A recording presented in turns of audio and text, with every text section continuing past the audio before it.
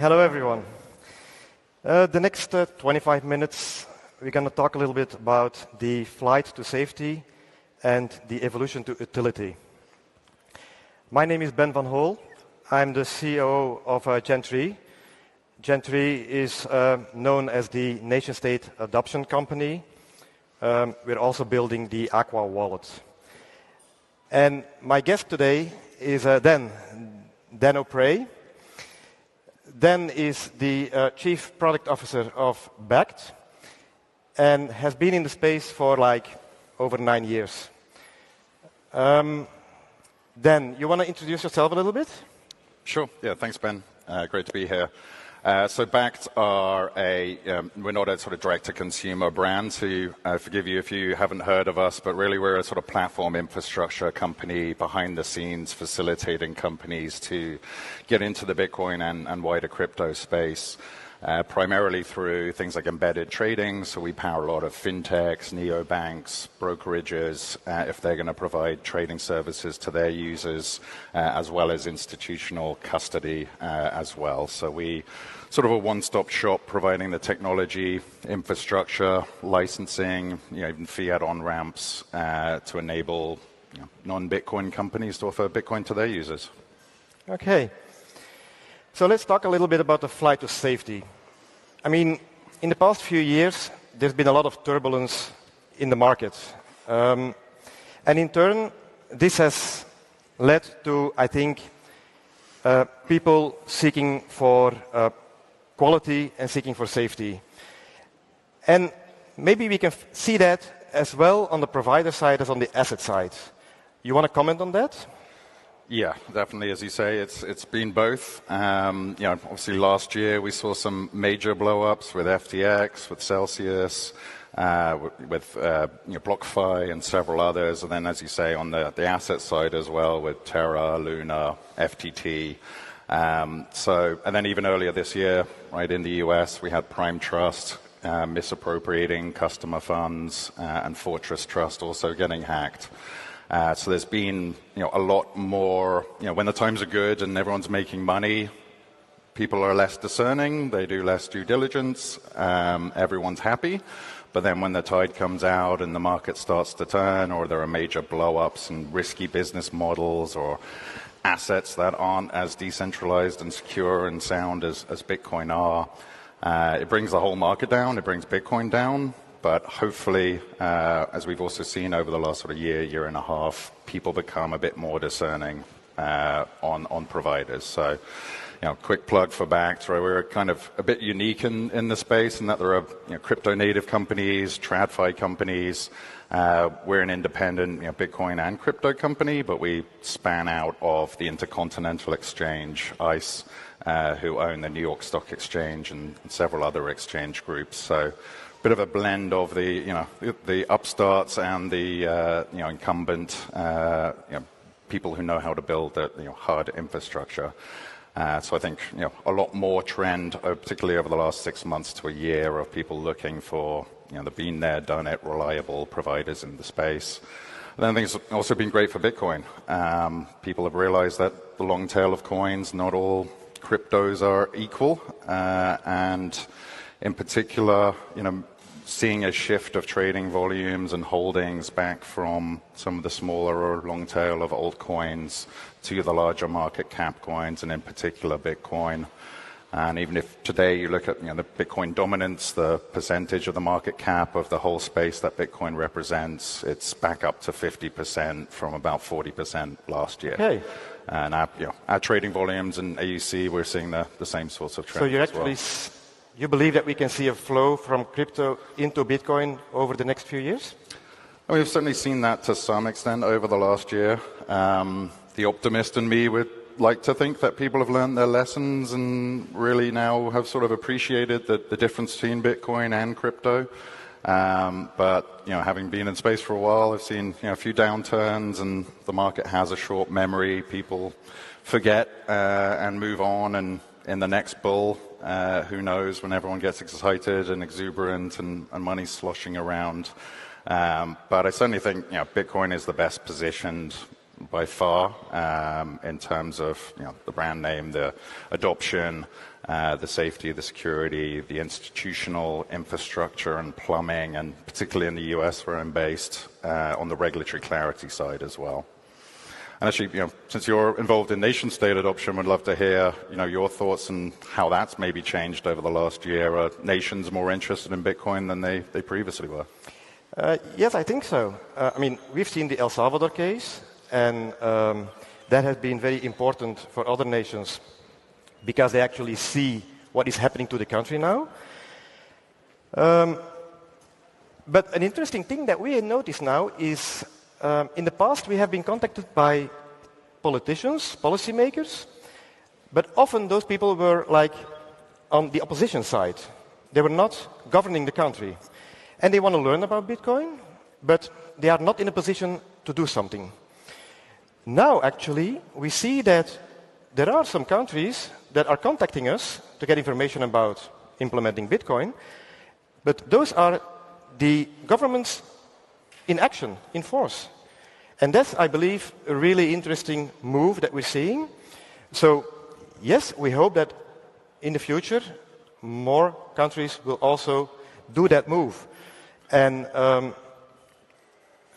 those smart countries that do the move, they also do it as a move to safety, because they want to escape inflation. And that's their safety. That's what they want to find with Bitcoin. That's awesome to hear. The huge shift to get inbound leads from countries into Bitcoin companies is certainly very different from a few years ago. That's awesome. Yeah, absolutely. Now, talking about regulation maybe a little bit. And I know, we don't like regulation too much, but maybe it is important to get institutions into Bitcoin. So we see that a lot of countries are implementing new regulations. I think we need it for institutions. Accounting rules are now becoming more clear. How do you see that, and how important is that? Yeah, I'm not building products for myself, right? I like self-custody. I like the nature of Bitcoin. I run a full node. But what I'm interested in is helping drive the mainstream adoption of Bitcoin and onboarding the next 100 million users. And to do that, to operate in financial services and deal and hold people's money, obviously you have to be regulatory compliant. And in order to do that, regulations need to be clear so that you can follow them. Again, in the US, there's a lot of conversation, a lot of confusion and a need for clarity in the wider space. But I would say, out of the SEC, who regulate the securities industry, and the CFTC, who regulate commodities and futures, they don't agree on much. But the one thing they do agree on is that Bitcoin is a commodity. So from that perspective, Bitcoin certainly has the most regulatory clarity around it. And that enables institutions to actually participate, and companies like us and our partners that ultimately we rely on to take products to market to get more comfort in leveraging Bitcoin beyond just speculative use cases as well. So more to come, and lots of different regulations around the world, and the US has been a bit slower in a lot of cases. But yeah, again, from you're dealing with countries, and do you assist them on the regulatory aspects? Well, we're not like regulation experts. We don't write laws. We can only consult to them. But what we do consult is that this is a very fast-moving industry, and we think that a country which is open-minded and who wants the technology to improve and to be adopted should not go too heavy on legislation. Obviously, there needs to be a lot of regulation, but you should not make it too complex, I believe. And I'm a little bit scared about what the EU is doing, Europe, because in fact, their legislation is already becoming quite complex at this point. And looking at it from a more deeper perspective, understanding what Bitcoin is doing and what evolution is going on in Bitcoin, I can already see that this legislation is, not going to work in a few years because there's going to be so many new developments and they're going to have to adjust to it and they might even have to change it all the way. So our advice always is do those legislations because you need them in a certain way, but don't make them too complex. It's certainly beneficial for companies like us that have to follow them. So. Yeah. And okay, so legislation is key, but are there any other challenges that need to be addressed? Yeah, I mean, particularly more on the institutional side, I think one of the biggest pieces is actually, a lot of people don't appreciate quite how much plumbing and institutional grade infrastructure needs to be there for the large financial institutions, funds and sovereign wealth funds and even nation states to participate in the space. And going back to the earlier point, right, the Bitcoin and crypto space is fairly nascent or immature relative to, say, the equities market, where we have end-to-end exchanges, single companies that are an exchange, a custodian, a broker, often a prop trading fund, all these different functions all within one single company. Whereas in more traditional financial markets, you have that separation of concerns and, ironically, actually more decentralization in terms of different legal entities and different companies that participate in the different steps of the process. So I think that's starting to be built out as well. Like we're now, we have a separate trust company, chartered by the New York Department of Financial Services, one of the strictest regulators.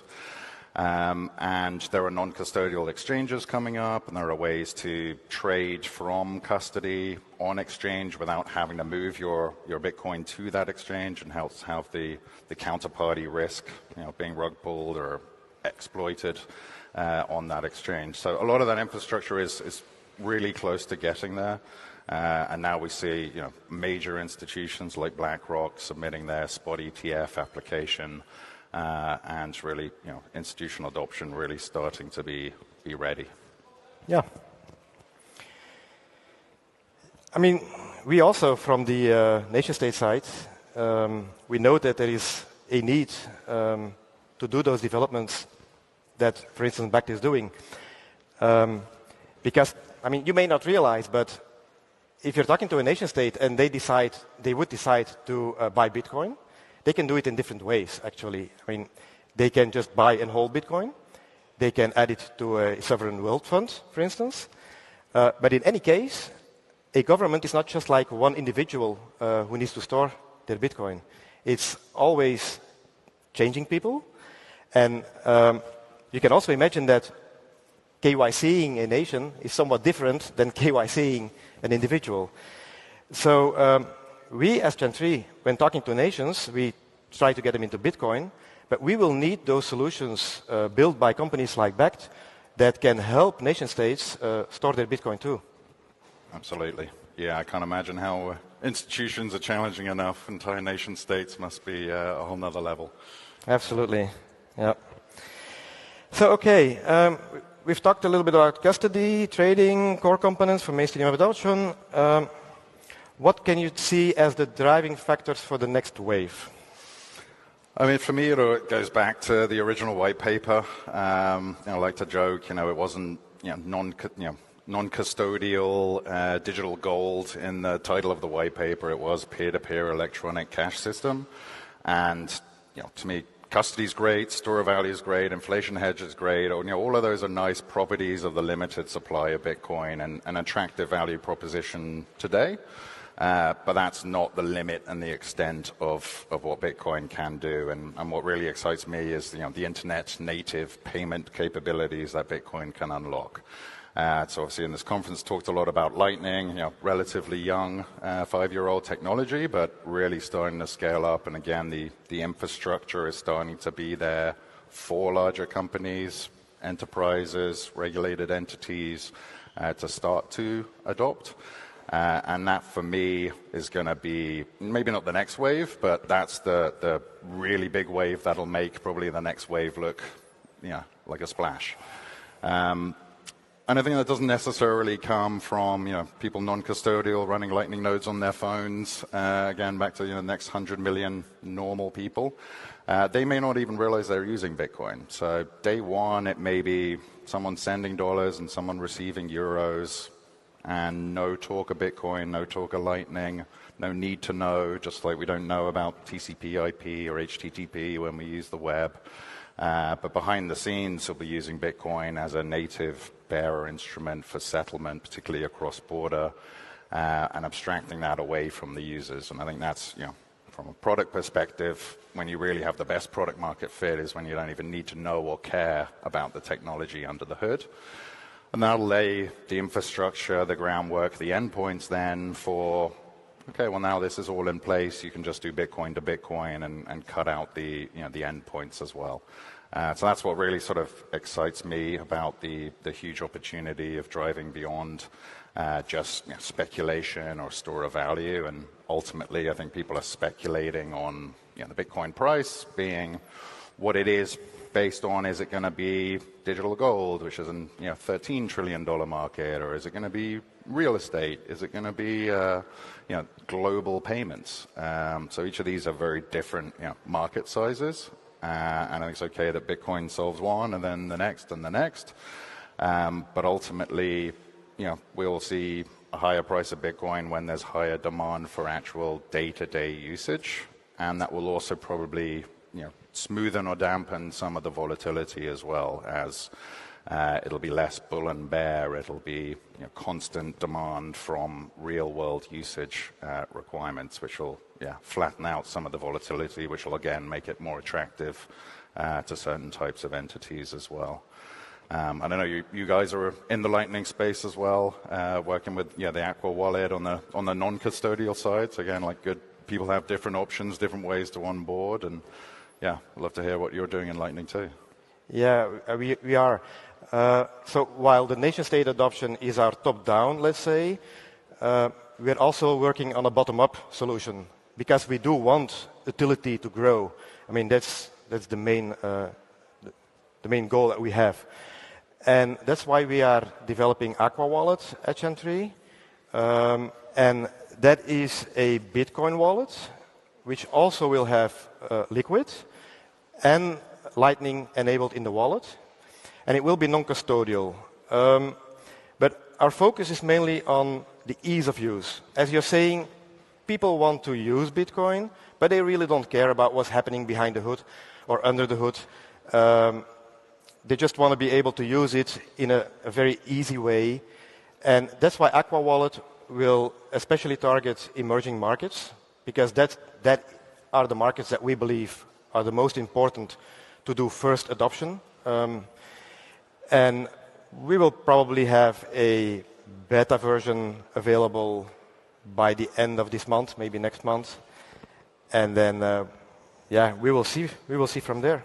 Yep. Very cool. Yeah, and as you say, I think unfortunately normal people don't care about as much about things like freedom and censorship resistance and decentralization. They care about convenience and usability and we see. In utility, we see different aspects. You have the use of the liquid, of Lightning, but you also have remittances, and which is an important part, especially in Latin America. But just having the unbanked banked is also a utility case, which is probably the most important of all. So that's what we're aiming for. Yeah, absolutely. Growing the market through ground up, bottoms up, on the ground adoption, as we in the sort of US and the Western world, and we're expanding internationally as well. And I think, as you say, like remittances is the low hanging fruit, or at least easy, high pain point that Lightning can solve day one. Still more things to build, around that for institutions and entities to participate, but that is getting built out, particularly on the sort of compliance and UX side, and Lightning addresses and a couple of new bolts that are coming up that should improve the usability side. And it'll likely start, from our perspective, for our types of user base, normal people, traders, as fully custodial, centralized in many ways or working between different entities. But I think normal people, again, right, they can appreciate the value of interoperable payments or instant global payments, or Venmo working with PayPal, working with Cash App, working with all these different currently siloed, splintered pieces, and the value that Lightning can provide across all of those for P2P, for remittances, and even for payments as well. So that's what excites me most personally, and we have a small team working on Lightning, and hopefully more to come publicly on that in the next several weeks. But really bullish on Lightning and utility ultimately being the core driver, and moving away from just this solely digital gold narrative that again serves its purpose, and for some institutions, and as you say, nation states and people who are affected by inflation, and even in the West, in the US, right, inflation is something that people talk about now, which is different from several years ago. So that will continue to be a driver, but once we get to that real mainstream utility adoption, that may be 2, 3, 4 years away. Well, I mean, who knows? Let's say if we have individuals, if we have institutions and corporations, if we can have nation states maybe, then something should happen in the next few years. We're all working on different parts of the different sectors, different approaches, different options, and there's a way for everyone to participate in Bitcoin these days. So super bullish. Okay. Well, thanks a lot, Dan, for this talk. Cool. Well, thank you, Ben. Yeah. Been a pleasure. Thank you, Miami, for the last 3 years in this amazing city. The whole world shut down, but Miami welcomed us with open arms. We want to show Bitcoin to the whole world. We are taking the conference on the road to set the stage for Bitcoin in a new city.